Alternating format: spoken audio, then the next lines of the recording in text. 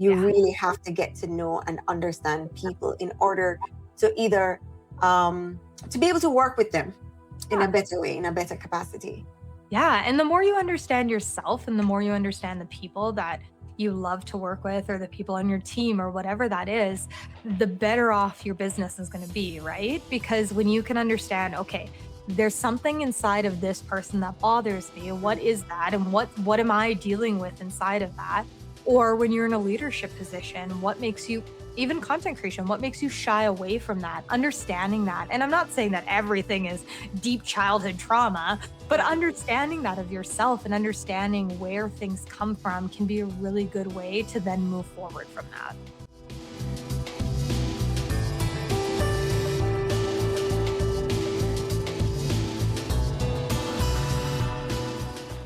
Hello, everyone, and thank you so much for joining us on another episode of Entrepreneurial Truth.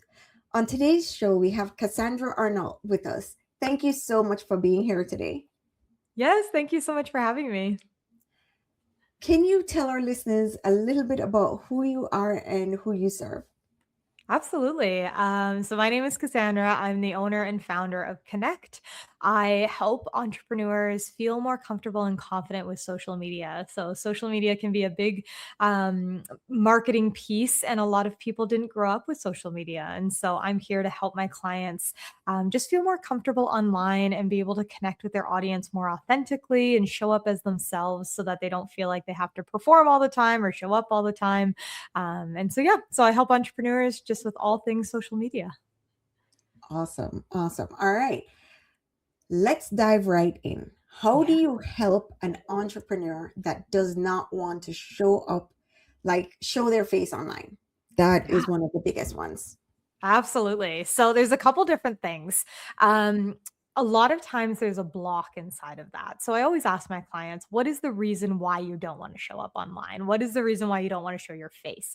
Now, some people say to me it's strategic, and I really don't want to be the face of my brand because I eventually want to sell my brand and I don't want to be the main focus of it. Completely valid because you can't sell yourself, right? And so if you come to me and say, in 10 years, I want to sell my business and I want it as a separate entity from me. Amazing. Great. We can adjust, we can play. There's lots of different things that we can do inside of that that don't have to be your face. If you come to me and say, well, I just don't like me, I don't know, I'm nervous, I'm shy, it's not my personality, all of that kind of stuff, that's a different conversation. So a lot of times what happens is we don't feel confident in ourselves, right? We think, well, who wants to listen to us? Who wants to, hang out with me and stare at me all day? And what really ends up happening is that confidence really comes from competency. And so when we start to understand why we need to show up on social media, how to show up on social media, a lot of that breaks down that lack of confidence, right? Because when you know how to do something, all of a sudden it becomes a lot easier to be able to do it. Mhm. Now, the shyness, the insecurity piece, that's internal work that we need to do. But that competence is one of the biggest pieces. So once we actually learn how to show up on social media, then we can work on, what do I say and how do I show up, physically, and what do I do when I'm not sure of what words to say and how do I get better at speaking and all of those other pieces. We can work on that. But once we learn how to show up, then all of the other pieces come into play. Oh my gosh. I have like 50 million questions for you. I love it. Let me ask you this. Why are so many coaches and professionals using whiteboards and paper and everything when they're showing up online? Now, why are you seeing that in your feed all the time? Like they have to be explaining, but it has to be like whiteboard background or Right. explain I think it's a visual piece, right? It's a way to capture people's attention because if we just show up with our cute faces like this, we might not have the same grab as when there's something else to look at. And so, whether it is a whiteboard or a chalkboard, or they have colorful sticky notes all over the wall, or there's something different about their video, all of a sudden it captures your attention. So, my background is fairly plain, but if I put a mural behind me, all of a sudden it's not just me standing in front of you, there's this other visual element to it. And so when we think about even just the way that people learn, if we go back all the way to, elementary school, there are different ways in which people learn. And so when we were in school and they taught us only one way, a lot of kids slipped through the cracks because they just didn't learn in that style. Mhm. Whereas now people are focused on, are you an auditory learner? Can you listen and understand something? Are you a visual learner where, you need those extra visuals to actually follow along? And so I think that plays into a part of that as well. It's just that psychology of learning, right? And how do we showcase what we're trying to teach people in multiple different ways? Ooh, and do you actually think that we're learning, or are we just a society of people consuming? I think it's a little bit of both. I think if you're intentional about what you're consuming, then obviously you're learning, right? So if a lot of times when I think about learning, it's when people go to the platform for a reason. If you're sitting in bed at late at night and you're just scrolling, a lot of it isn't really learning, you're more consuming. But if you say to me, I really want to make a casserole, but I don't know what the right steps are, so you type into, TikTok or Pinterest or YouTube or wherever you're going, if you type that in, now you're going to actually learn something, right? Mhm. So I think if you go to the platform with a purpose and with an intention, then you're learning something. If you're just scrolling, you're probably more consuming. Oh, and if you're a service-based business, what medium do you think is best for them to be able to showcase, to be able to like really not just get people that are consuming, but get people that are buying? Yeah, I think it really depends on a few different things. So, target audience and then what platform you're on. Because if I say post a video, if your main platform, because your target audience is on LinkedIn, it's not going to be the same as if you posted that video on Instagram or TikTok or something like that, right? And so it depends on who are you talking to and how are you trying to reach them.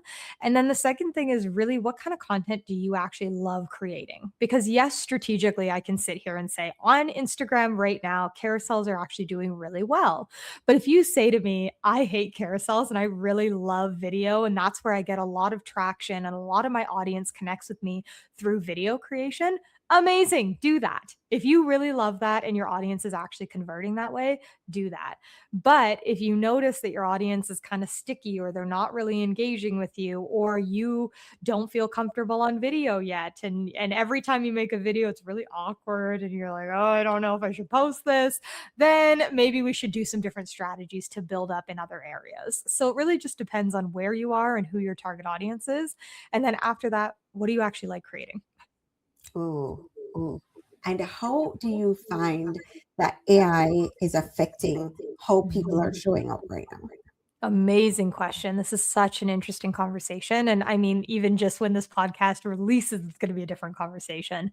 But AI is moving quickly. And I think it's one of those things, it's kind of like the computer when it first came out and cell phones when they first came out. If you didn't adopt it, you fell behind really quickly. Mhm. Now, there are still people that don't have computers. There are still people that don't have social media, that don't have cell phones, that don't have these things. But it makes things a little bit easier when you have them, right? And so AI, I think, has like two sides of that coin.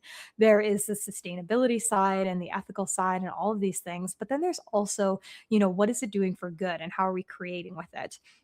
The key point between that I think is going to be kind of like a pendulum swing is we're kind of swinging so far to one end around let's create everything with AI, let's create video, let's create audio, let's create our captions, our visuals, everything is going AI driven. And what I suspect that people are really going to crave maybe in the next 6 months to a year is people. We're going to go so far one way that everyone is going to wonder, is this a real person? Is this actually them? I don't know what to think. I don't know what to believe. And so we're really going to fall back into that personal branding again. And so I believe, is an amazing tool for creation. If you're ever stuck on ideas, you need some help with strategy, you really want AI to create an audit for you. It's great at being that person that's like, okay, have me as an extra team member. But I think if you're using it to create all of your content, it's going to be really hard inside of that swing because a lot of people just want to connect with real people. And so when we create a whole digital marketing strategy based on AI, we're losing that connection with people, which I think will actually hurt businesses in the long run. Oh, oh, oh. What do you think is going to happen? Do you think that we are eventually going to come off of social media eventually? and Mm. go to more in-person events because we can't identify what's real? Yeah, that's a great question. I think it's interesting because we went into a pandemic about 6 years ago now, and we had, 3, maybe 4, depending on areas that you were in, where we stayed inside. We were fairly isolated throughout most of that time period. And now we're seeing this uptake of in-person events, and everybody wants to be in person and they want to connect, whether it's through just workshops locally or it's through, big conference centers and big events and stuff like that. And so it is interesting how we've watched this kind of go through this period of, okay, everyone's isolated. We've moved the business world to the online business world, which existed before that, but not in the way that it does now. You and I would not be talking from across the world in the same way that we are now. It's just, okay, sign me up, done, handled, no big deal, right? Whereas before, a lot of people would have hesitation and should Mm, I do this? And I don't know about online, right? And so we've moved from this like brick and mortar style to this online space. And now we're going back to I want in person, I want connection.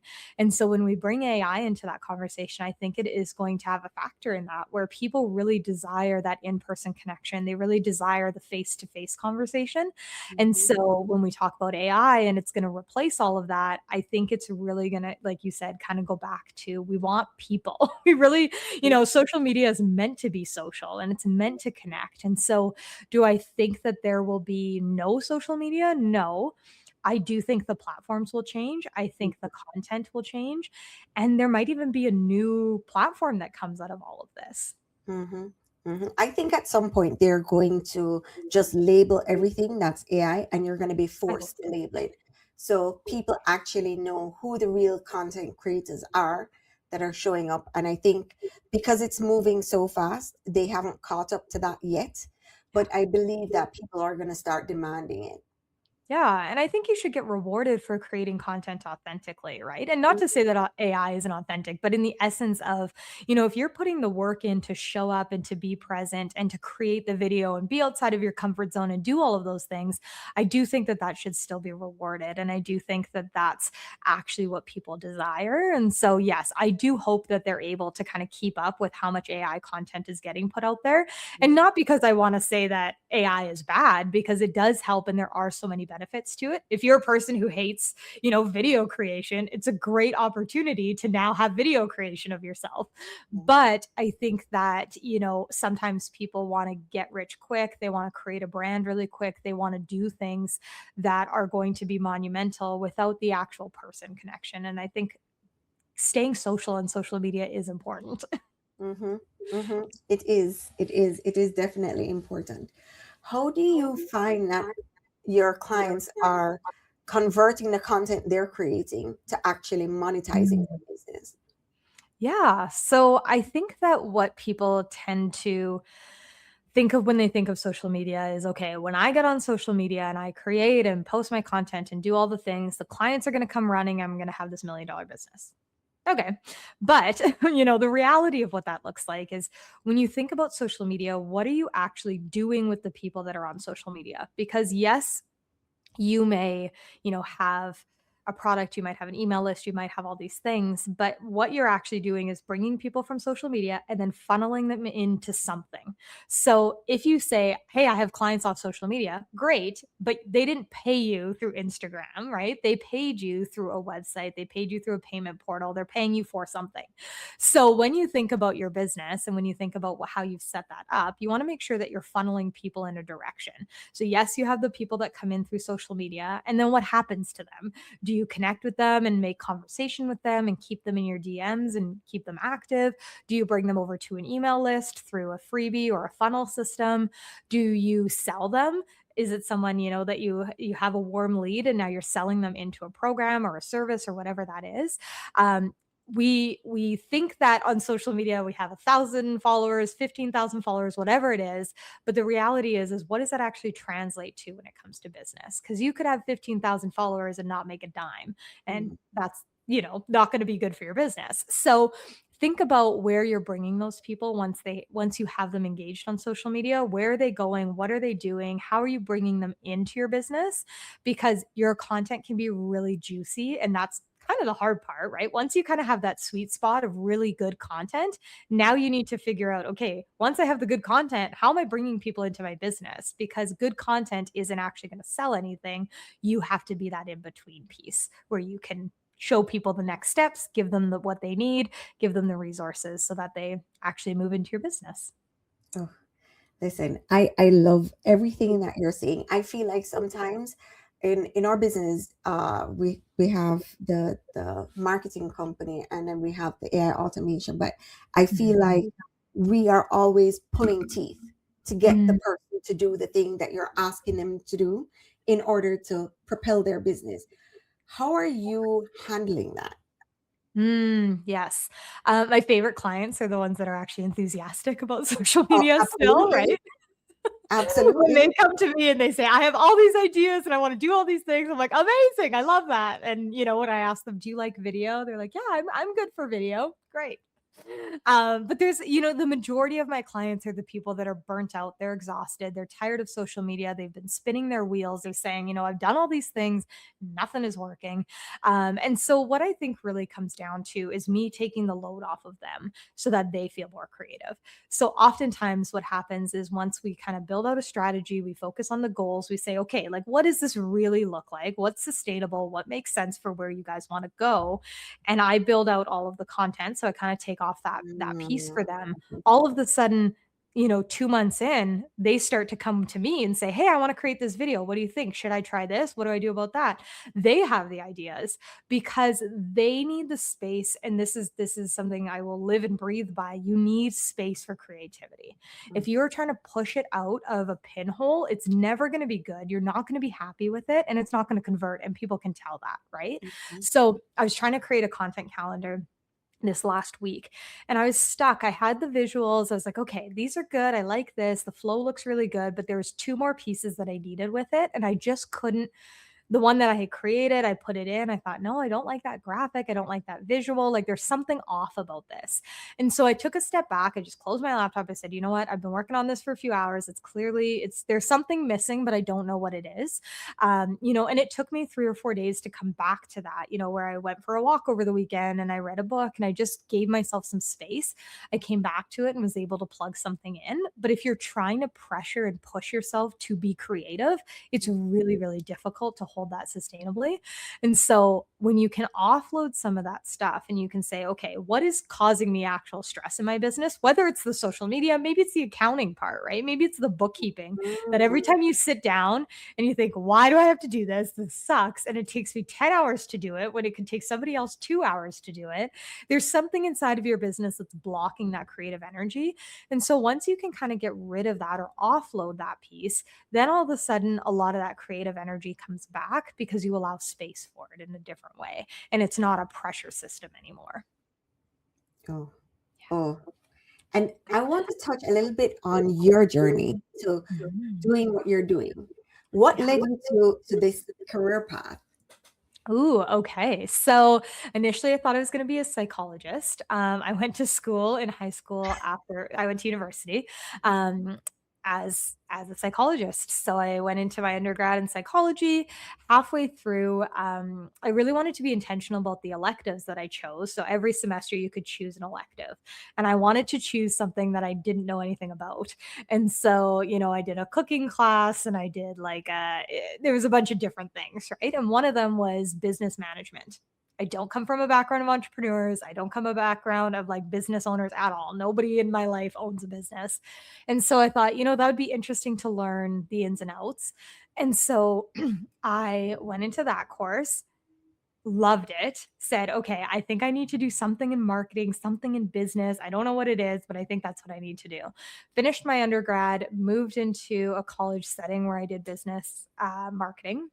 And then from there, I was the girl my whole life. As soon as social media came out, I was like, okay, I'm going to take the pictures. I'm going to post them online. Right. And so I was the girl who had all the albums when we were in high school. It was like, we went to the dance. Here's the album. Cassandra's got it. Right. And so camera was always around me. Social media was always around me as I got into those later years. And so social media made a lot of sense to me. I really loved the ability to connect with people. And so I did a specialization in social media.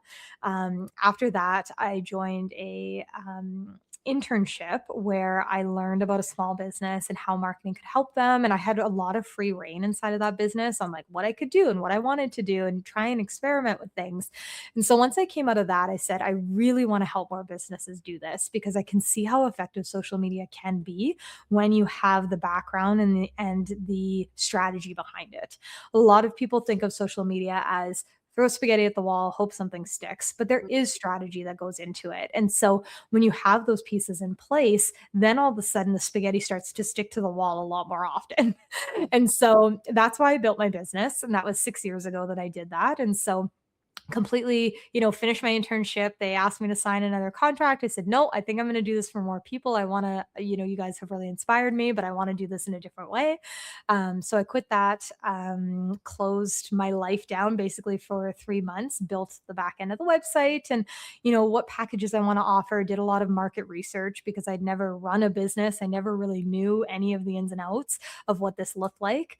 And so did a lot of mentorship that way and built the back end and then opened up. And here we are. Been doing it full time ever since. Oh, okay. Talk about that. How is that whole process going of building the business, and what is the most difficult thing that you didn't realize would be difficult in owning your own business? Yeah, I think when somebody this is the fun one because when somebody says to you, "Oh, like, what do you do for work?" And I say, "Oh, I own my own marketing company." And they say, "Oh, isn't like that's amazing, number 1, or isn't that really hard to keep yourself motivated?"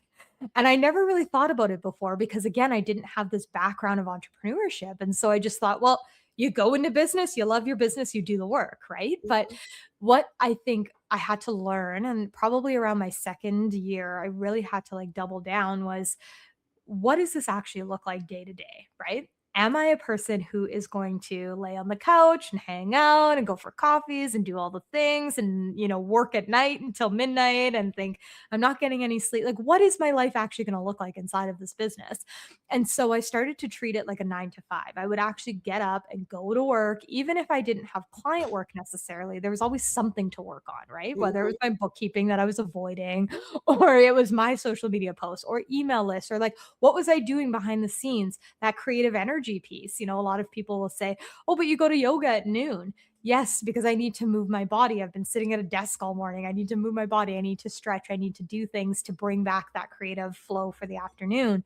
But I started to treat it like a 9 to 5 because then I knew that I had the dedication. I knew that I could have space to create and to build my own business alongside my clients. And then it was a business, right? It's not something that I'm doing as like a side hustle and I kind of have time here and there. I had to take it seriously. If I want to do this as my living, I have to treat it like it's my living. And so getting into those habits, kind of late in the game, but also early enough in the game, really kind of helped me set up those systems and processes so that now, 6 years in, I am able to know how I work more efficiently. I don't love meetings in the morning, meetings in the afternoon, because my morning time is my crunch time. It's where I get the most work done. It's where my brain is really working. Let's book the meetings in the afternoon so that I have more of a flow to the day. What does that look like week to week, right? Am I booking meetings back to back every day? Am I booking them across my whole calendar? Or am I taking 2 or 3 days out of the week and just booking client meetings? And then the rest of the time is that, flow and creative energy. So I think learning those things about yourself is really important. And the quicker you can figure that out for yourself, the more successful you'll be earlier, like quicker, because you're able to now adjust your life and adjust your schedule so it actually makes sense for how you work. Mhm. Did you realize that your psychology, like initial psychology, would play a role in what you're doing now? Yeah, I love when people come to me and they are coming out of high school, they're graduating, and I say, "What do you do?" They, "Oh, I'm gonna go into psychology." And, I ask them, "Are you wanting to be a therapist or like what's the reason?" And sometimes, yes, it is. And sometimes it's more about understanding people. And Mm, so one of the degrees that I think is like really, really universal is that psychology piece. We all interact with people in some capacity pretty much every day. And I think what has really helped me is to better understand, you know, myself, but also people and how they interact with other people. Consumer psychology was huge when I did it. Developmental psychology, that's huge in my personal life. Why do people act the way they do? What's going on here? So there's lots of different things that I think psychology plays into. And so even though it was one of those degrees that I didn't use directly, I literally use it every day, all the Mhm, time. And mhm, so I still have so many books. I read about psychology all the time. I consume the content because I do think it's so interesting. And when we come to a world of AI and online and this disconnected connectedness, how does that actually play a role in our psychology, right? And how does that play a role with developmental? When we think about teens and kids and that consumer behavior, before it was, let's put on commercials during cartoon time so the kids see it, they get excited, and now they're bugging the parents, hey, I want to buy the Furby, right? But how do we do that now? And what does that mean? And how has psychology, played a big role in marketing? How do we get out of the manipulation tactics inside mhm, of marketing? Like there's all these different pieces that come into play. And so I don't think it was ever a wasted degree. I literally am so glad and proud that I got it because it's something like even when I decided second year, I'm done with this. I know where I want to go with my career. I still finished it because there's so much value inside of having that information and knowledge. mhm. Yeah, like I feel like it's a everyday thing. It's a especially the more people you come in contact with, you realize, wow, this really is a thing. Like you Yeah. really have to get to know and understand people in order to either to be able to work with them in a Yeah. better way, in a better capacity. Yeah, and the more you understand yourself and the more you understand the people that you love to work with or the people on your team or whatever that is, the better off your business is going to be, right? Because when you can understand, okay, there's something inside of this person that bothers me. What Mm, is that? And what am I dealing with inside of that? Or when you're in a leadership position, what makes you even content creation, what makes you shy away from that? Understanding that. And I'm not saying that everything is deep childhood trauma, but mhm, understanding that of yourself and understanding where things come from can be a really good way to then move forward from that. mhm. Awesome. Awesome. Can you walk us through what some of your daily routines look like in order for you to post content for yourself? Yeah. So I don't get dressed and ready every single day. Secret. I know it's like this hack to feeling more productive is to like look good, feel good. And yes, it's true. But some days I'm like, I just want to wear sweatpants and do nothing. Regardless. The days that I do, really get ready and are productive for the day, those are days that I often create content. So on the days where I'm more relaxed, that's where the content ideas will come from. I do spend probably a couple hours a week just scrolling through social media for probably hours, which seems crazy because you think, oh my goodness, what is she doing? But what I'm doing is looking for trending audio and what the trends are. So if I see things pop up a couple, three, four, five times, I'm like, something's inside of this. We need to create with this. So either I'll tell my clients or I'll create for myself. So I save those things and I come back to them. So during the week, that's usually kind of that beginning week is like, okay, what's trending? Where are we moving with the trends? What's going on? I'll create that kind of content by Wednesday and then, create it and get it out for Thursday, Friday type thing. So now not all of my content is created on the spot like that. I do have a lot of content that I have scheduled and created and evergreen content that I plan out ahead of time. But with trends, it's one of those things that you kind of have to jump on and it has to be a timely manner type thing. It can't be, oh, there's a trend 4 weeks ago. Now I'm going to post it today. It's one of those things where you kind of have to be in the know. So I think creating habits around, okay, how am I spending my time and how am I being intentional? Because we can all very easily get sucked into the social media world. So I am really, okay, what am I looking for? Why am I here? Why am I showing up here? And oftentimes, because I spend a lot of time on my phone during the day, I don't even know where my phone is usually at night. And I don't spend a lot of time, just sitting there scrolling and doom scrolling because I've kind of filled that cup very early on in the day. And so now I'm like, no, I want to go outside. I want to go for a walk. I want to cook dinner. I want to hang out. I want to watch TV. I want to talk. I want to read because there's not, that social media thing that everyone's addicted to, we all are Mhm. in some capacity, it's not leaning in on me, it's not leaning over me. So I'm like, I don't care, my phone's somewhere, it doesn't matter because I've spent all day on it. So I think giving yourself those energetic breaks around, just the work that you do. It might not even be in social media, it might just be the work that you're doing. Don't let the energetic breaks be, let me scroll on social media for an hour. Let it be something that actually fills your cup so that when you go back to work and when you go back to the things, you actually feel inspired to be there. So my weeks don't necessarily have like a super big flow in terms of Monday I do this, Tuesday I do that. But it looks, kind of that essence of, research, market research, create, and then produce. Ooh. And what are some systems that you think are really helpful in order to not just stay productive, but to help to grow your business? Yeah. A few different things. I think I have been on the back end of $1 million companies that are, crazy, crazy type B pure personalities. And they're the people that don't know where their passport is, or they're running all over the place, or they don't have things. Great. They've done well for themselves. I've been on the back ends, of $1 million companies that are very type A. They're very organized. They're very structured. They're very, you really have to work with what actually works for you.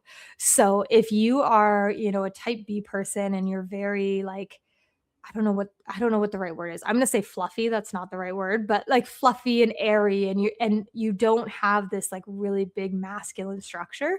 Great. Find somebody who's the opposite of you to build in those processes and systems, right? Because when you bring in people from social media, we all want to have big businesses, we all want to help a lot of people, but if you think about it, could you actually service, let's say, 50 people walking into your door today? If you can't onboard 50 people into your business today, the social media, the virality, all of that kind of stuff doesn't really matter because you don't have the funnels and the systems to actually hold the clients that you want. And so building those systems, whether it's an onboarding, it can be something simple, right? When they buy something, what are they getting right away? Is it an email? Is it a text message? What's happening when they purchase something? What has to happen for you, right? If they are purchasing a coaching session and they come into your business, they purchase it, they get an email. Now you have to send emails back and forth to set up a call. Let's just get a calendar link. Like, how can we make these things really easy for people to purchase from you, but then also for you to actually service them? Because what I've noticed is a lot of people want the big business, they want to help all the clients, but every time they get a client, energetically, they're pushing them away because they have to do 500 things to onboard them. They're like, Oh, okay, I got to send the email, and then I got to send them the calendar link, and then I got to send them the package, and I got to ask them this question, and blah, blah, blah. And they get all in their head. And so they're excited that they just got a new client, but then energetically, they're thinking, oh my goodness, my to do list just got twice as long. If you mm, have systems and automations that you can build inside of your business so that when a new client comes in, that happens, then all of a sudden you can start to really scale and build your business, no matter the personality type that you are, because you actually have flow and people come in, they feel good, they feel settled, and you don't feel like you have to panic and rush around and all of the things. So I think really what it comes down to is having some sort of system for, payment and onboarding. How are you bringing people in and what are you doing with them? And then the other thing I think sometimes we miss is the connection system. So you and I are on a podcast right now. If you mhm, and I never speak to each other again, we've lost an opportunity, right? mhm, So that is something that I think people do often. They go to networking events, they go to connection calls, they do all these things. They make so much effort to build and grow their network, and then they never speak to their network. And mhm, so that is another one that I think is really important, is having some sort of system, whether it's a CRM or having it could be something as simple as a spreadsheet, having a spreadsheet with people's names, how you know them, where you've connected with them, and then how you guys can actually collaborate and work together or do something together so that all of these connections that you're making are actual of value to you and you're mm. not losing them through the cracks. Ooh, ooh, ooh, ooh. Okay, so I'm gonna dig into your brain right now. So everyone is there. There are a couple things that are going on in the market, right? Mhm. I've been podcasting for years now at this point, and I've found that there are more people coming onto podcasts, right? Mhm. And same thing. After the show is over, right? what No one connects. So what are some of the top things that you think that they could do then to stay in the loop? Do you think it's a newsletter? What do you think would be the best? Yeah. So, I mean, depends on the timing and all of that kind of stuff. I am always a person that's like, let's sit down and have a coffee chat, whether it's virtual, in person, whatever that is. The reason being is because I'm on your podcast. I know a bit about you, but I don't know the intricacies, right? Especially when you're getting interviewed, you don't get to know all of the in betweens of your business and how you grew it and tell me your story and all of those things, right?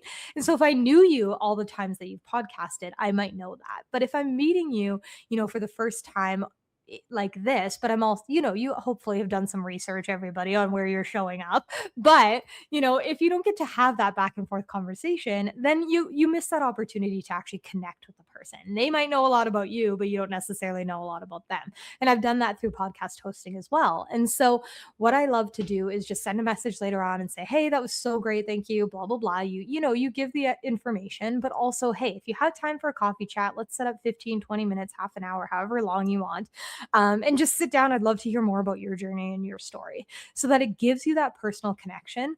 Social media is the next best thing, right? Show up on social media, go and message people. As much as you want to post and create for the masses, like the newsletters, like the social media posts, the connection is inside the messages.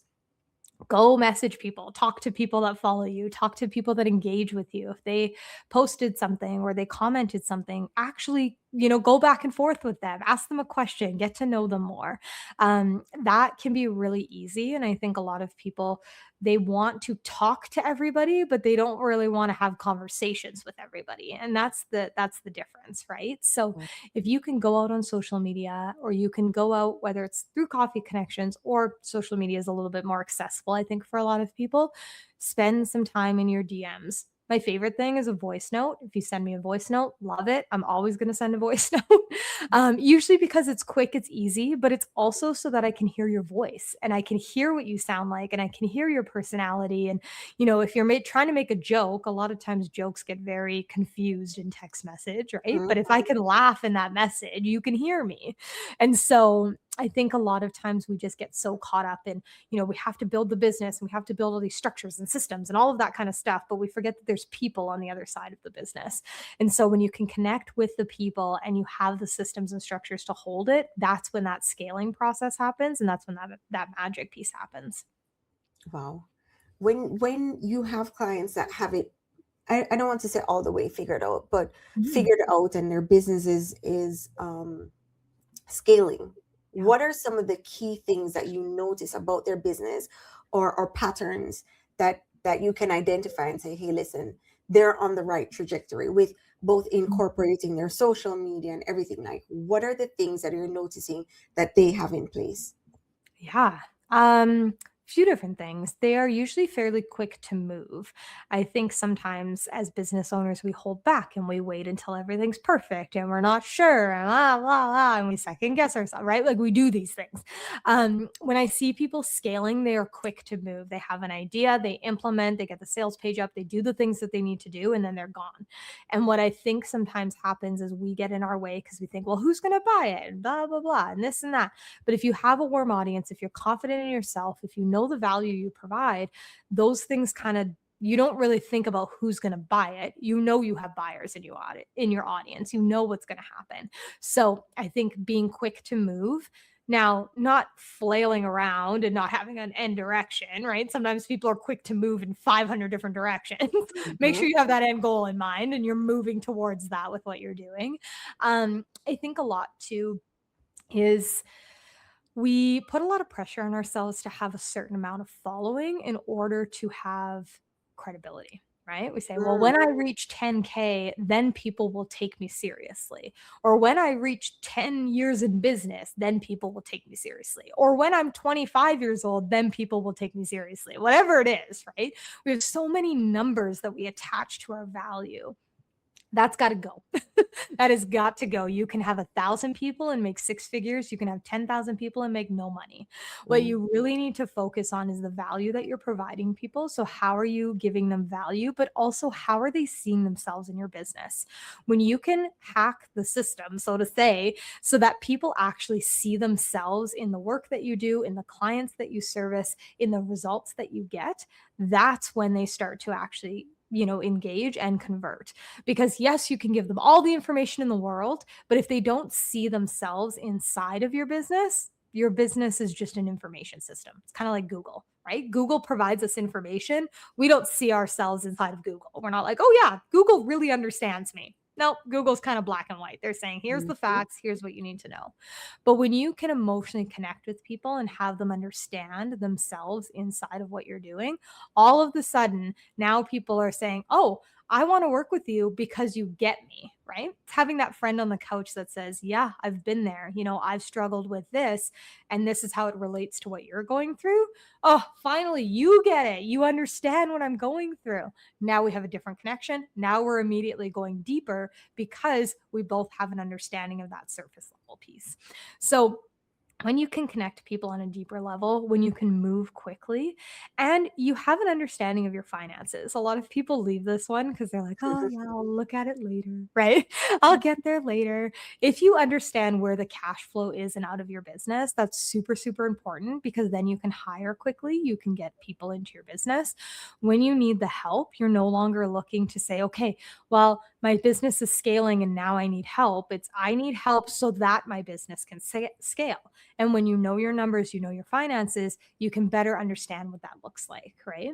We hire way too late in business. We always say, okay, well, when I get to this point, then I'll hire. But if in order Mhm. to get to that point, you've got to hire. And I'm not saying it like you have to have somebody on your team full time, but you need somebody to do the bookkeeping. You need somebody to do the social media. You need somebody to write the email newsletters. You need people inside, build the automations, whatever that is, because once you can have those foundations, you can focus on why you actually got in business. What Mhm. is the service that you're really good at? That's what you should be doing in your business always. If anything takes you away from that, that should be the first thing gone. Get it off Mhm. your to-do list. So when you can, I had a client that she does vitamin injections. And so she said to me, I'm hiring a second nurse to do the vitamin injections so that I can focus on the admin of the business. And I said, well, why did you get into the business? She said, well, because I really like doing the vitamin injections. Then what are we doing? We're hiring the admin person. We're not hiring the vitamin injection person, right? That's the problem is that we get so caught up in, oh, I have to run the business. Why Mhm. did you start the business? What are you really good at? Stay in Mhm. your lane and hire for the things that you're not so good at. And Mhm. so, yeah, just having those understandings of like moving quickly, understanding your financing, hire and connect with people in your audience and build them into your business, then all of a sudden things go quick and they will move quick. But you have to kind of unlock those pieces to really see the momentum go. Mm. Man, you have unlocked a lot in this conversation, and it has been phenomenal. If you had to go back and give yourself advice, what advice would that be? And what tool would you give yourself? Ooh, that's a great question. If I had to go back, I think that I was doing really well at the beginning, and then somewhere in between there, I started chasing the money for work that I knew how to do and I could do well, but not that was really in my niche. And so I started, instead of staying on my lane and being really good and honing in on one track, I started to like diversify that track and I kind of got lost in that. And so if I had to go back, I would say stay in that lane. You were really good at that lane. You can really go deep inside of that lane. So, like for me, it was social media management. Um, and I still do that. And that's the, kind of what I've gotten back to. But there was a period of time where I kind of did everything for everyone. And when you do everything for everyone, you're not really doing much. And so just like staying in that lane, staying focused, there's books on this, the power of one and this essence of when you get really good at one thing and you make it to a certain point in your business, when you scale to, that $10 million mark, that's when you can diversify. If you Mhm. haven't been there yet, stay in that lane. And so I think just building better systems and automations inside of that would have helped me scale that a lot quicker and a lot more. So I think for me, it was staying in one lane and then building the systems around that one lane and the infrastructure so that we could actually scale that and go up rather than just kind of staying, doing the hill thing where we're kind of going up, then we're going down a little bit, then we're going up. Just staying consistent with that. So I think for me, that's what it would be. Ooh, Oh, okay. And what tool? Would the tool be the automation or is there another tool? Yeah, I think the automation was the biggest thing because I did the social media, I did the website, I had like it was nothing super, super fancy, especially at the beginning where I was like learning how to create content and I knew how to do it for a perspective of school, but okay, how do you actually do this in real life? And so I think I had all of those pieces like in place. They evolved over the years. They're much better now than they were. I kind of laugh at those beginning graphics. They're much better now than they were. But I think for me, that automation piece, right? And at the time, really, there was automations obviously, but it's not as popular as a conversation that it is now.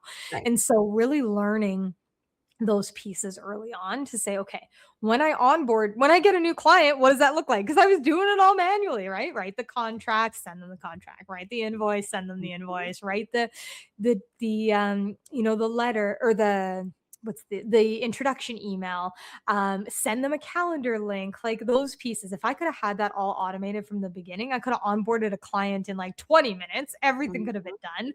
done. And then I can onboard quicker. I don't have that energetic block. I can bring more people into my business. I can hire then to have, a graphic designer and I copywriter and all of those things.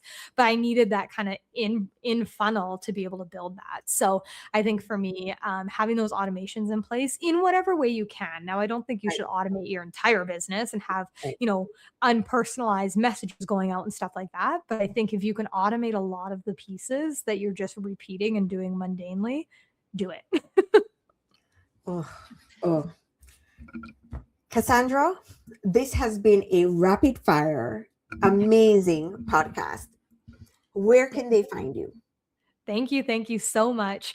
I'm sure it'll be in the show notes, but Let's Connect is me in all the places and spaces, so you can find me there. Come find me on Instagram, LinkedIn, TikTok, all of the places. I would love to message you. Send me a voice note. Love to hear your voice.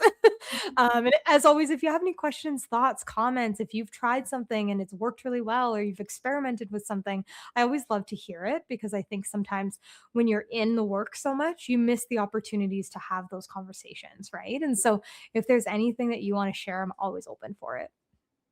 Awesome. Everyone, thanks for joining us on another episode of Entrepreneurial Truth. Cassandra, thank you so much again for joining us today. Thank you so much for having me. It was great. It was. Bye, guys.